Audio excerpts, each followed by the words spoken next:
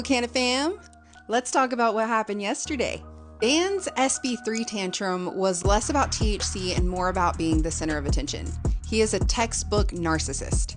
Why is the Lieutenant Governor of Texas throwing hemp gummies and yelling at reporters after SB3 has already passed the House and Senate? Because it's no longer in his hands, and that meltdown wasn't about hemp, it was about him losing control. Dan Patrick thrives on performance politics. This is a guy who has made a career out of culture war theatrics. COVID, immigration, elections, you name it. He doesn't debate policy. He creates viral clips. That wasn't a policy argument, it was a TikTok tantrum dressed up as moral outrage. But why now? Why freak out after the bill has already passed the House and the Senate? Because it's not about THC, it's about power. The bill is sitting on Governor Abbott's desk, and Patrick doesn't trust him to sign it. So he goes to the cameras, turns up the pressure. Not for us, but for his donors and his own ego. But no one clapped. This is a power play between two top Republicans, and it's not the first time that Patrick has pulled this. He's well known to use media outrage to make Abbott look weak unless he obeys him.